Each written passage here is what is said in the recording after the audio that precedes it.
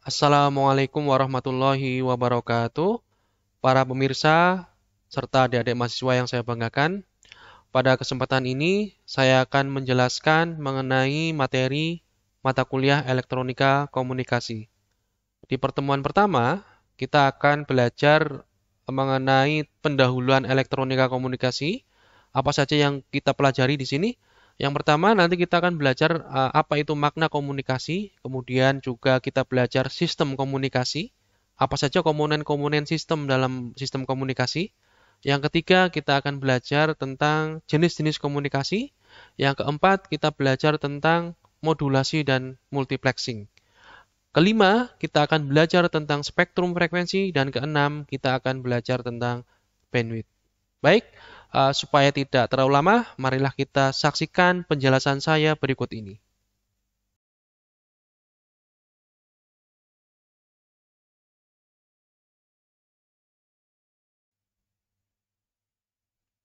Baik, kita mulai untuk materi atau topik yang pertama, yaitu pendahuluan elektronika komunikasi.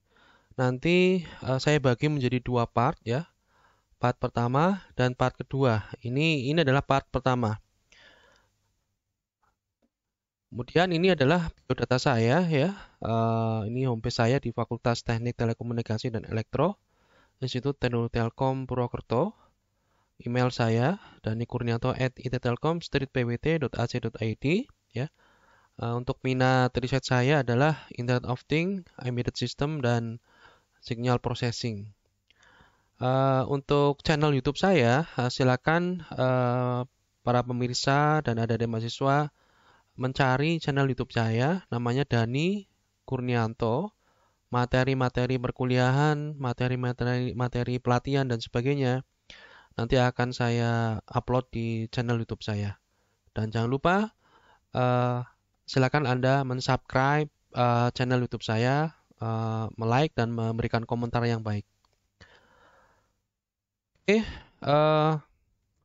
pada part yang pertama nanti kita akan belajar mengenai eh, makna komunikasi, kemudian kita belajar mengenai sistem komunikasi, dan yang ketiga adalah kita belajar jenis komunikasi elektronis.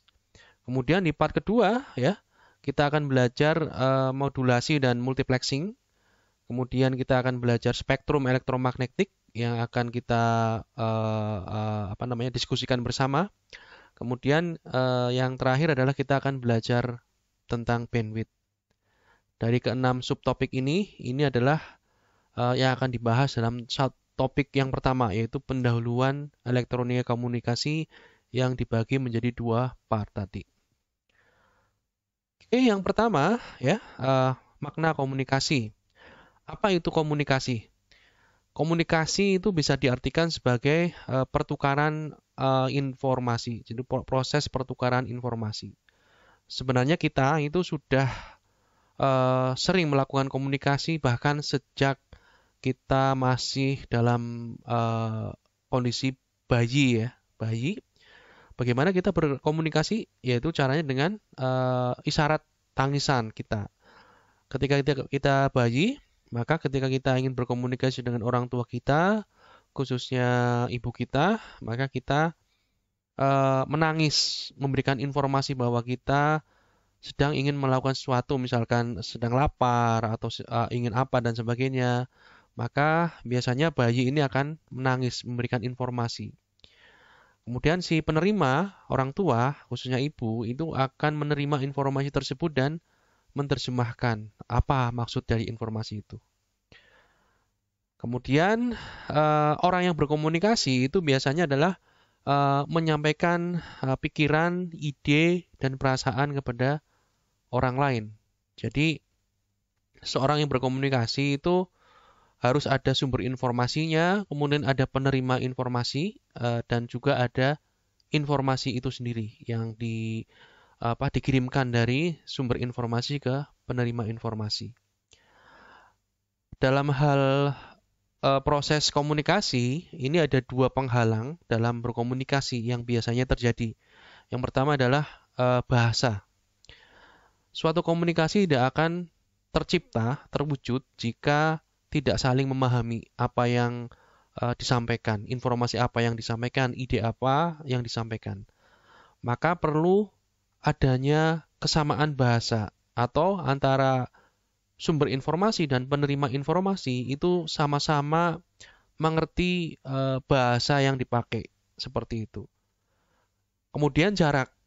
Ini adalah penghalang yang kedua, tetapi saat ini di era kemajuan teknologi yang sangat cepat ya, khususnya teknologi informasi dan teknologi telekomunikasi, jarak saya rasa sudah bukan suatu penghalang lagi dalam berkomunikasi.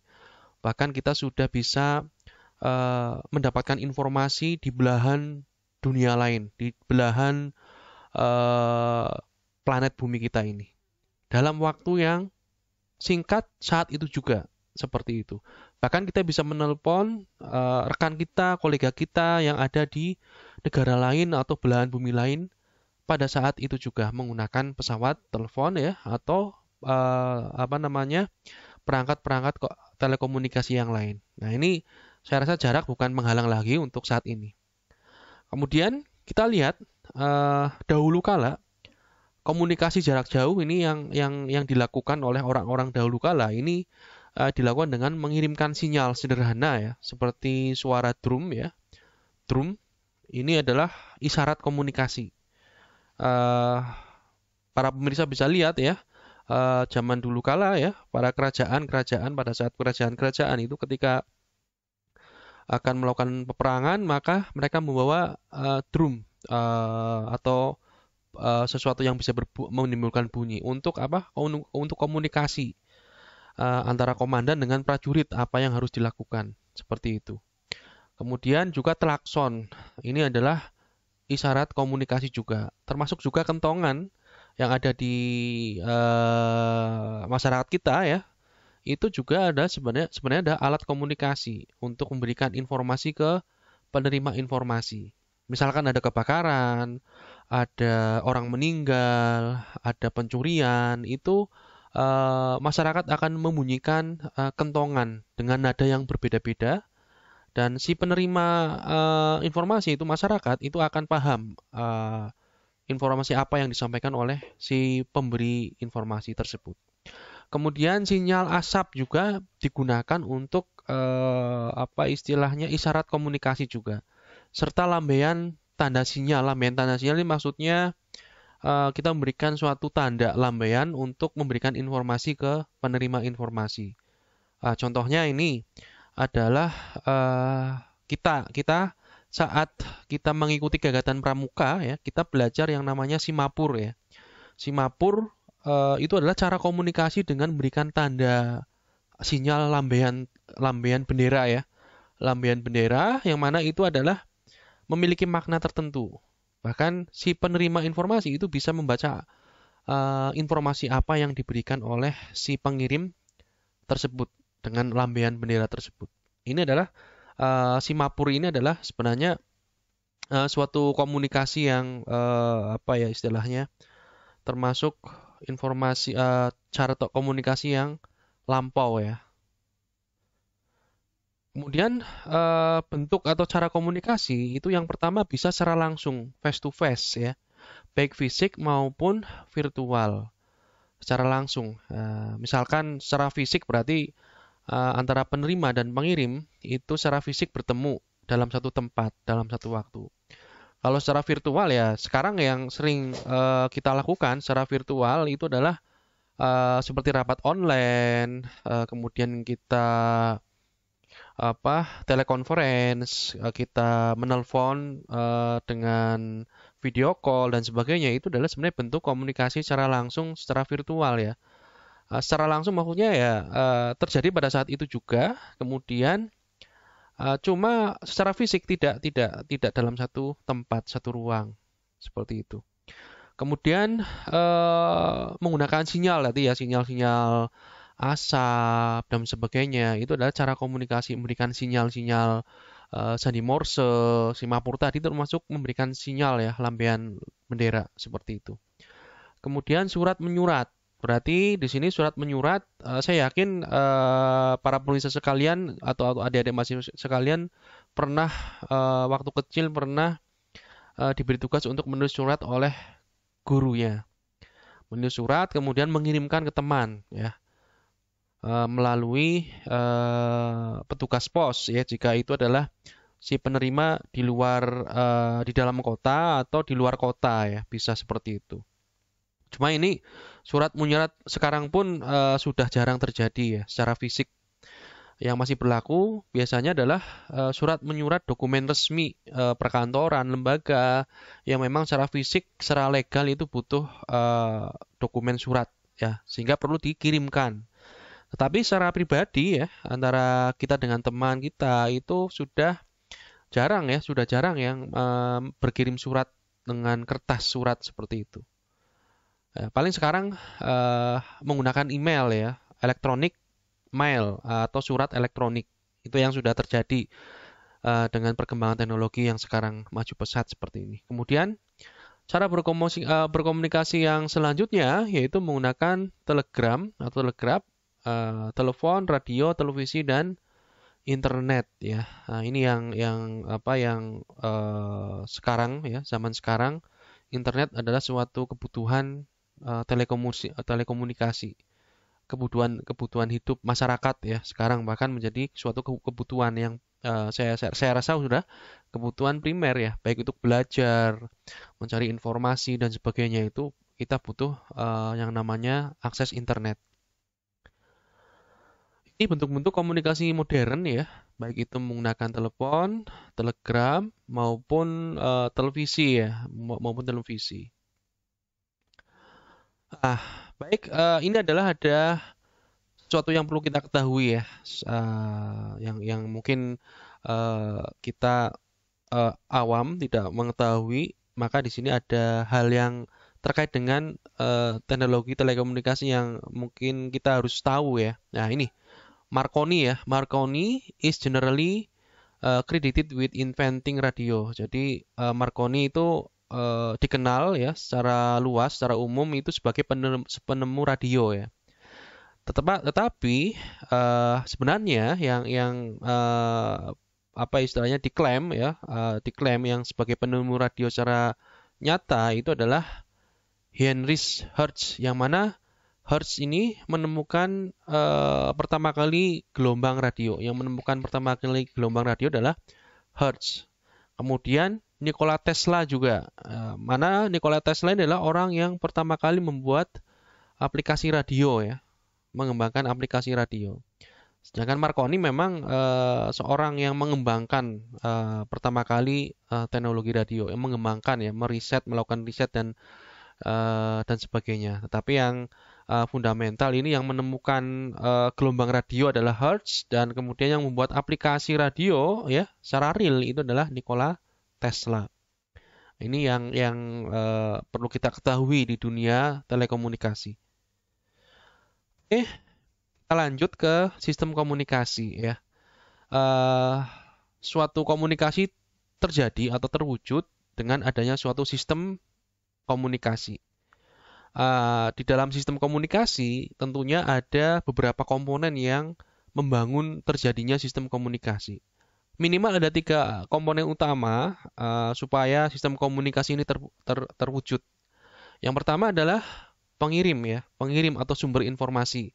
Ini adalah yang memberikan informasi, ya, kemudian yang mengirimkan informasi menuju ke penerima. Kalau kita bicara dari sisi kacamata elektronis ya, maka pengirim ini adalah sekumpulan rangkaian elektronis yang mengubah sinyal elektris menjadi sinyal yang sesuai dengan kanal komunikasi ya. Misalkan kita ingin mengirimkan informasi melalui kanal komunikasi udara atau kabel atau optik, maka pengirim ini yang mengubah sinyal elektris menjadi suatu sinyal yang sesuai dengan kanal komunikasi yang mana sinyal informasi ini akan ditransmisikan seperti itu. Kemudian media komunikasi ya, suatu perantara atau media untuk sinyal informasi ini dikirimkan atau dirambatkan ya. Ada udara, ada kabel, ada optik dan sebagainya. Kemudian penerima, berarti ini adalah yang menerima informasi ya, yang menerima informasi dari mana? Dari pengirim melalui media komunikasi. Kalau kita melihat dari sisi elektronis, maka penerima ini adalah sekumpulan rangkaian elektronis yang menerima pesan yang dikirim dari pengirim melalui media komunikasi. Kemudian penerima ini juga mengubah sinyal elektris, tentunya sebelum mengubah sinyal elektris adalah menguraikan sinyal informasi yang dibawa oleh sinyal carrier, kemudian menerjemahkan atau mengubah sinyal elektris menjadi suatu informasi yang dipahami oleh si penerima ya. Misalkan informasi yang dikirim dari pengirim adalah berupa suara audio. Maka di sisi penerima itu nanti akan sinyal elektris ini akan diubah menjadi suara lagi audio, yaitu menggunakan misalkan perangkat speaker seperti itu, supaya informasi ini bisa diterima oleh penerima dengan apa istilahnya, dengan memahami apa yang dikirim oleh pengirim seperti itu. Oke, sekarang kita lihat bagian sistem komunikasi. Nah, di sini ada pengirim, ya, transmitter, ada receiver, penerima, kemudian ada media komunikasi atau kanal komunikasi. Kemudian di sini ada noise, di mana noise ini terjadi atau masuk ke dalam sistem komunikasi melalui media komunikasi. Ini banyak yang terjadi di media komunikasinya. Ini noise masuk melalui media komunikasi. Ya, seperti itu. Noise ini bisa menyebabkan menurunnya kualitas sinyal atau terganggunya informasi yang dikirimkan dari pengirim ke penerima. Kemudian untuk channel komunikasi ini bisa udara ya, jika kita merambatkan dengan bentuk gelombang radio atau kabel ya, atau optik dan sebagainya. Kemudian di sisi transmitter atau pengirim, ini sumber informasinya bisa berupa audio, video, atau data digital ya, komputer data ini adalah data digital dan lain-lain. Nah, seperti itu.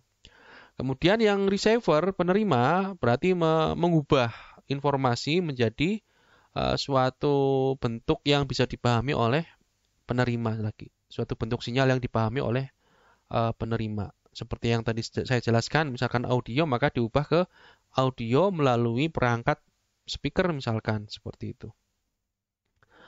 Oke, ada bagian pengirim atau transmitter. Secara elektronis, pengirim ini terdiri dari komponen atau bagian osilator ya. Osilator, kemudian bagian penguat, kemudian rangkaian penala, filter, dan yang penting ya di sini adalah yang membedakan dengan penerima adalah modulator ya. Modulator ini yang berperan dalam proses modulasi sinyal. Kemudian ada frekuensi mixer, ada frekuensi synthesizer, dan lain-lain. Nah, ini secara elektronis, komponen-komponen yang membentuk unit pengirim. Kemudian untuk jenis media komunikasi ini bisa kabel elektris ya, misalkan kabel koaksial, kabel twisted pair atau yang lain ya. Kemudian optik ya, menggunakan komunikasi secara optik ya, menggunakan sinyal cahaya. Komunikasi ditumpangkan, informasi ditumpangkan ke sinyal, dirambatkan menggunakan sinyal cahaya. Kemudian udara ya, udara berarti menggunakan gelombang radio. Kemudian media khusus ya, seperti air, ini sonar ya, biasanya kapal selam biasanya berkomunikasi menggunakan media air. Kemudian bagian penerima secara elektronis ya, terdiri dari penguat ya, osilator, mixer, rangkaian penala, filter, dan demodulator. Ini yang ciri khusus dari penerima, demodulator. Demodulator ini fungsinya berkebalikan dengan modulator, yaitu memisahkan antara sinyal carrier dengan sinyal informasi. Itu adalah demodulator. Selanjutnya ada istilah transceiver. Transceiver adalah perangkat elektronik yang menggabungkan dua fungsi sekaligus, yaitu fungsi penerima dan pengirim. Seperti itu. Kalau transmitter dan receiver itu berarti satu fungsi saja. Transmitter sebagai pengirim, receiver sebagai penerima. Tapi kalau transceiver itu adalah perangkat elektronik yang memiliki peran dua peran, yaitu pengirim dan penerima.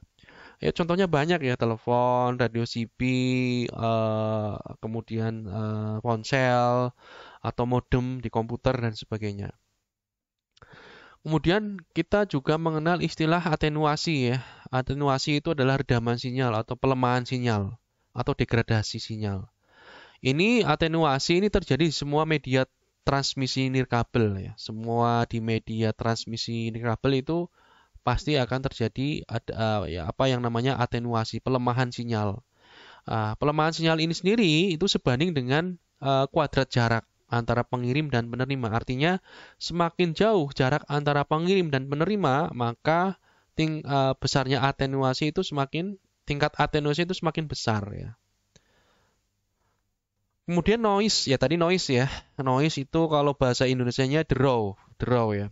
Cuma istilah noise sendiri pun sudah familiar ya. Kadang malah kalau kita ganti dengan istilah draw itu banyak orang yang kurang familiar. Kalau noise itu sudah bahasa yang umum ya, umum digunakan di dunia telekomunikasi. Ini bisa didefinisikan sebagai sebentuk energi elektronis yang sifatnya acak dan tidak diinginkan ya, yang masuk ke dalam sistem komunikasi melalui media komunikasi tadi. Dan noise ini bersifat mengganggu, menginterference, mengganggu sinyal informasi yang dikirim dari pengirim ke penerima, seperti itu. Ini ada sesuatu yang baru juga ya, yang perlu kita ketahui di dunia telekomunikasi ini. Saya ambilkan ya, radio blackout. Solar flare itu apa ya? Jilatan api matahari ya. Api matahari, jilatan lidah api matahari maksudnya. Ini dapat mengirimkan badai radiasi radiasi ion. Yang mana ini bisa dapat terjadi kurang lebih sehari atau lebih radiasi ion ini. Adanya ionisasi yang berlebih di atmosfer ini dapat mengganggu atau menginterferensi sistem komunikasi, yaitu dengan adanya penambahan noise di sistem komunikasi tersebut melalui atmosfer. Tentunya ini komunikasi yang menggunakan media udara ya.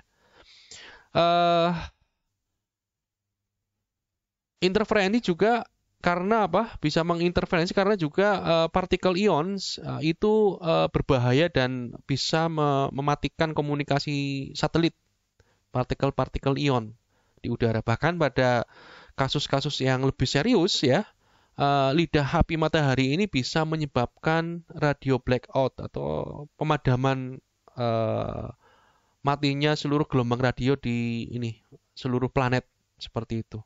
Radio blackout. Ini peristiwa yang tentunya sangat berdampak sekali dari sisi teknologi telekomunikasi. Jika semua gelombang radio itu tidak bisa digunakan atau mati, maka banyak komunikasi yang tidak bisa berjalan seperti itu. Kemudian selanjutnya ya, jenis komunikasi elektronis. Nanti kita akan bagi menjadi dua klasifikasi yang pertama berdasarkan arahnya ya, satu arah atau dua arah. Kemudian berdasarkan klasifikasi sinyal analog dan sinyal digital atau sinyal digital. Jadi ada dua klasifikasi.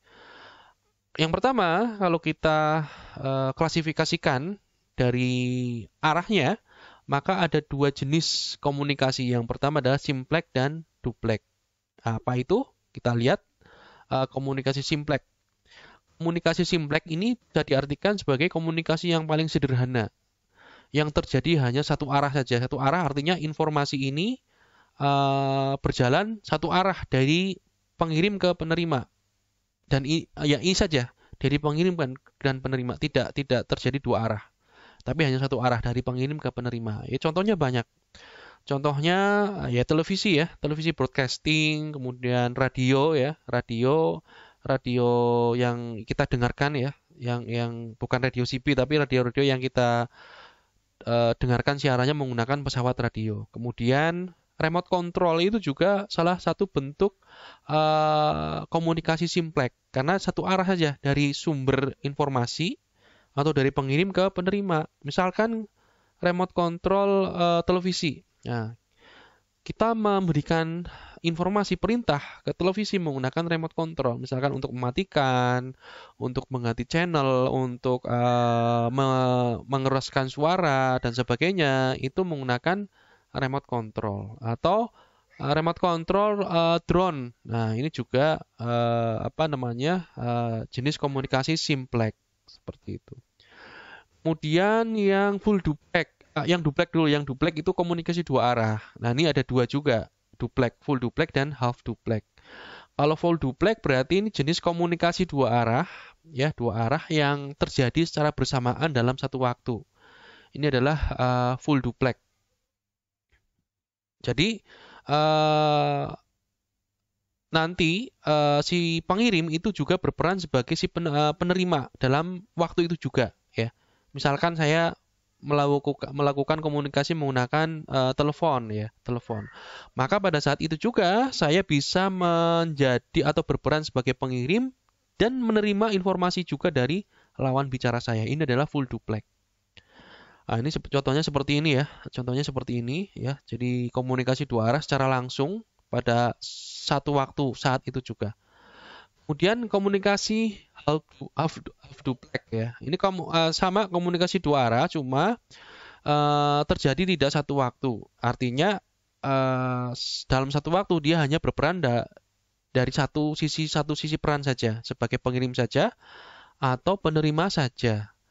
Kemudian dia bisa berganti peran di waktu yang lain. Misalkan di waktu pertama dia berperan sebagai pengirim. Dia hanya berperan sebagai pengirim saja. Kemudian di waktu yang lain dia berperan sebagai penerima. Nah, ini bedanya half duplex dengan full duplex. Contohnya banyak. Misalkan radio CB ya, handy talkie yang sering kita pakai. Misalkan ketika ada acara, ada kegiatan, kemudian ketika ada bencana, biasanya Satgas itu membawa radio HT. Nah, ini jenis half duplex. Jadi dia mengirim. Kemudian ketika menerima, dia mengganti modenya menjadi mode penerima. Atau di komunikasi dunia militer, polisi, dan sebagainya, ini menggunakan komunikasi half duplex. Kemudian untuk klasifikasi yang kedua berdasarkan sinyal analog atau sinyal digital ya. Sinyal analog itu bisa didefinisikan sebagai tegangan atau arus yang berubah-ubah dengan smooth ya, berubah dengan smooth, dengan halus dan terjadi terus-menerus ya. Tidak diskrit, tidak patah-patah, tidak diskrit ya, tapi terjadi kontinu terus-menerus ya. Ini contoh sinyal analog, misalkan gelombang sinus, kemudian sinyal suara, gelombang suara atau radio. Ya, ini yang di bagian A ini adalah gelombang sinus, kemudian bagian B ini adalah suara, kemudian bagian C adalah ini sinyal video seperti itu. Komunikasi digital ya, untuk sistem digital ini berubah secara bertahap atau diskrit ya, berubah secara bertahap atau diskrit, tidak kontinu perubahannya seperti itu. Kemudian untuk amplitudenya biasanya sebagian besar menggunakan dua kondisi atau istilahnya biasanya disebut sebagai kode biner ya, itu dua kondisi 0 atau 1 ya. 0 1 atau dua kondisi ya. Kalau misalkan kita definisikan bukan 0 1 ya, misalkan di sini ada mark space ya. Artinya mark itu on, space itu off, atau dot dash ya, dot dash. Misalkan ini dot 1 dash 0 atau kebalikan dot 0 dash 1 juga bisa. Nah, ini ada dua kondisi atau lebih, tidak hanya dua kondisi sebenarnya, bisa 4 kondisi, 8 kondisi, 16 kondisi dan sebagainya. Itu nanti kita akan belajar jenis-jenis komunikasi digital kalau itu. Eh, Kemudian data digital yang ditransmisikan melalui transmisi analog ya. Jadi datanya digital tapi sinyal transmisinya itu analog, maka data digital tersebut perlu kita ubah dalam bentuk sinyal analog menggunakan DAC. Data digital dulu, kemudian kita ubah menjadi analog, kemudian baru kita transmisikan seperti itu. Misalkan data digital yang ditransmisikan melalui telepon ya, jaringan telepon. Kemudian sinyal analog yang ditransmisikan melalui transmisi digital atau pengirimannya menggunakan sinyal digital. Maka data analog ini perlu diubah juga dalam bentuk data digital atau sinyal digital menggunakan apa? Menggunakan ADC. ADC ini berkebalikan fungsinya dari DAC. DAC itu digital to analog converter, kemudian kalau ADC analog to digital converter. Kemudian data digital tersebut dapat diproses, kemudian ditransmisikan oleh komputer atau perangkat digital yang lain. Nah, seperti itu.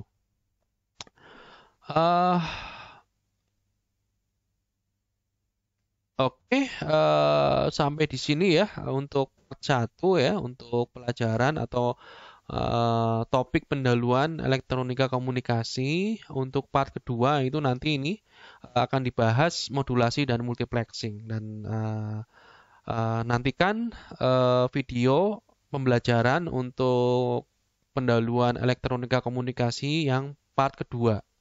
Jangan lupa untuk subscribe channel YouTube saya, itu Dani Kurnianto. Silakan berkomentar di dalamnya dan tunggu konten-konten yang menarik lain, konten-konten pembelajaran, konten-konten pelatihan tentang jurnal, tentang karya ilmiah, tentang dunia pendidikan, dunia riset dan sebagainya. Seperti itu ya. Semoga apa yang saya sampaikan dapat bermanfaat. Saya tutup untuk part pertama. Assalamualaikum warahmatullahi wabarakatuh.